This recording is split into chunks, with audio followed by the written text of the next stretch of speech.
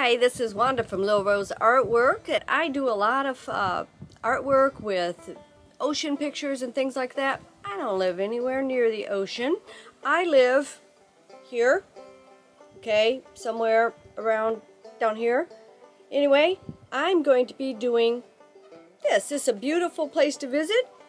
It is the Upper Peninsula in Michigan. It's a gorgeous place full of water, lakes, rivers, waterfalls. So I'm doing a tribute to them today. So we're going to be working on a resin piece, a diorama, based on the Upper Peninsula. Let's go inside where it's actually a little warmer than it is out here. So see you in my basement.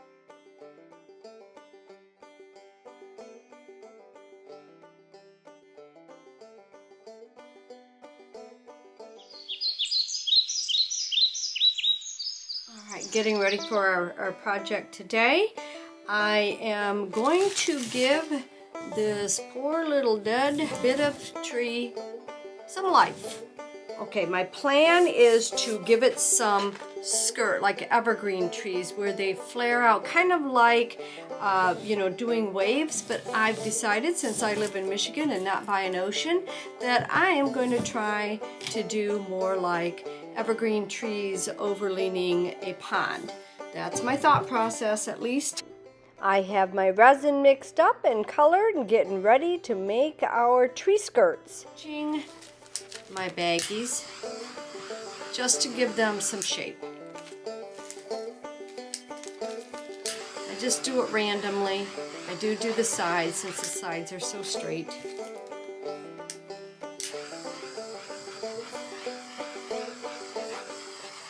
My bags are prepared using the same method as I used to make waves. The resin is poured into the bags and they will set. Okay, we're back, and I'm going to just start taking apart our, hopefully, our branches or skirts of our trees and see how they turned out. I used several different methods. I used the baggies. I also poured some freeform on wax paper and some on cling wrap. The cling wrap didn't release as well and put some lines in it that I didn't care for. The wax paper worked pretty good, and the baggies, of course, worked pretty good. I'm going to be wrapping this around, and I'm going to be using my super glue to adhere it to this, the tree trunk. Using a hot glue gun a little bit to allow it to mold a little bit more. So I'm able to kind of shape that a little bit better. And I'm going to come in and I'm going to use my glue, as I said, and use my Instaset. Instaset is a super glue accelerator, which means I can quickly attach something and let go. And I'm down to my dregs here on my super glue in this one, so that's why I'm doing it like that. Get my place, hold my item, and get my spray.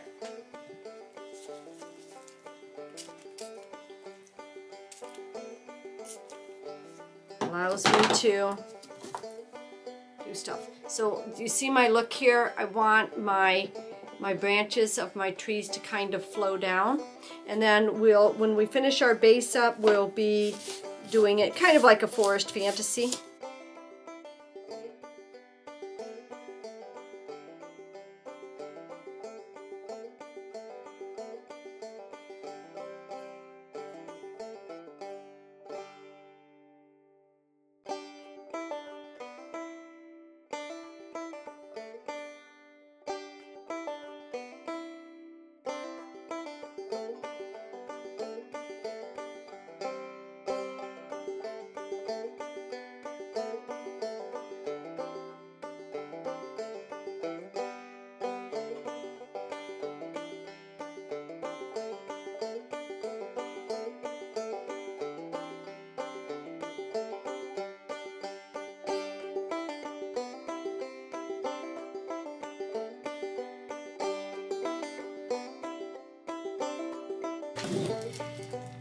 So I want my branches to stand out a little bit more. I don't want them to fall flat and lie on each other.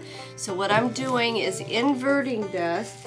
I've got some cling wrap all balled up. You can use any kind of product that won't stick to your resin. I'm warming these up a little bit to make them more flexible so I can pull them apart and give them a little bit better shape, because they will just tend to stick to each other. So I'm going to warm them up a little.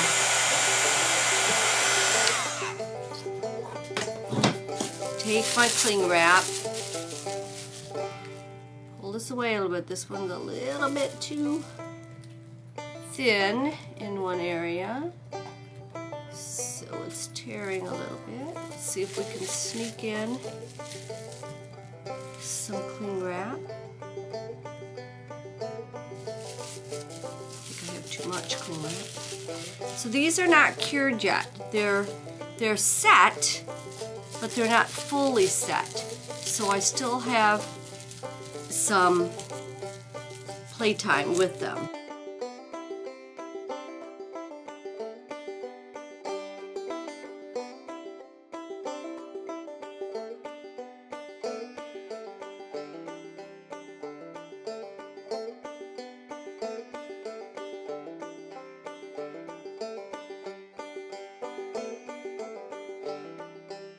Here we have our piece, which is done, but in order to make it more stable, I am going to invert this. I'm going to turn it upside down, and I'm going to drizzle my resin into each different layer so that it will be more stable and secure, because remember, all I did was super glue it.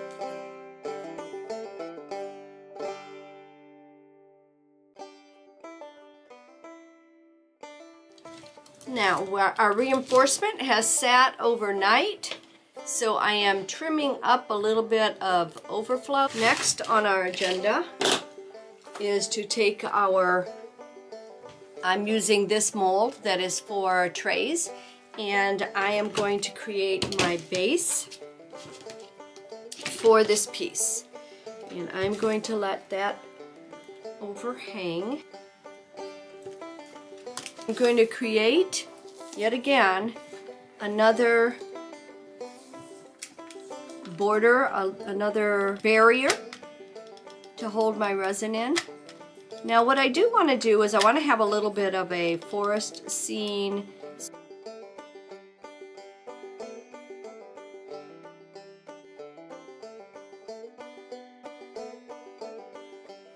So I've got my resin mixed up. And I was thinking about this, and I don't know about your state, but here in Michigan, most of our Great Lakes, we don't have super sandy soil. We have a lot of rocks, especially up in the UP. So I am going to put a whole bunch of pebbles on this water side.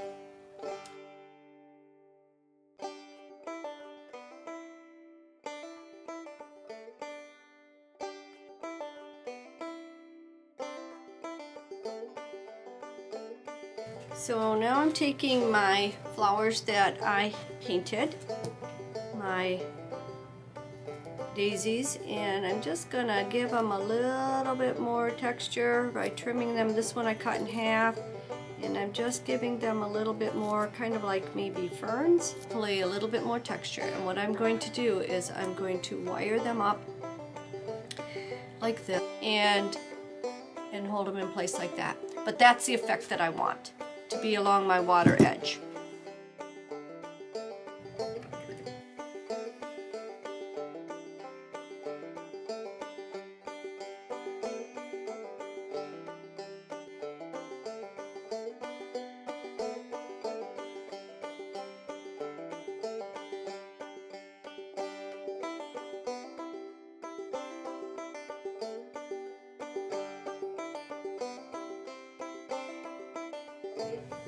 Alright, so what I'm going to do, I had a little overflow right here coming from where I'm going to have my ground, and I do need to put another layer there, but I don't want this to turn really firm to where I can't really get rid of it easily, so I'm going to cut this part away.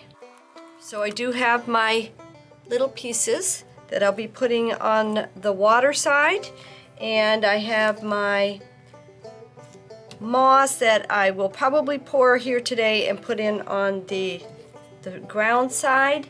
I also have a bunch of little toadstools that I made out of buttons and beads. Just beads and little buttons. And I'll be placing these items on my ground side as well. So all I do is look through my stuff and look for, as I said, beads and buttons and put them together and make little things. I also have some little pieces of jewelry that I'll probably place in this side. Some rocks, or actually they're beads, and little dragonfly. So we're going to start jazzing this up. I am going to put in my lily pads on this side today. So that's what we're heading for today.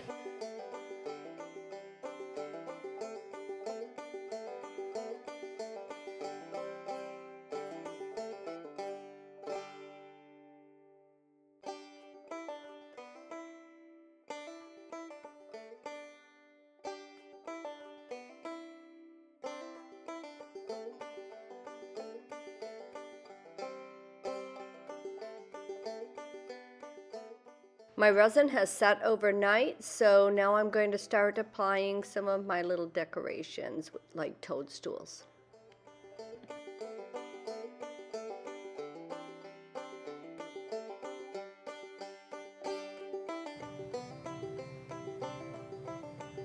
So here's our piece, and we are ready to unmold the base.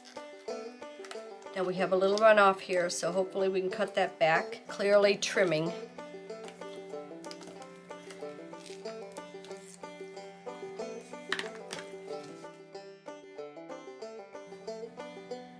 Yeah, I put a little ladybug, it's a bead. I put a little snail.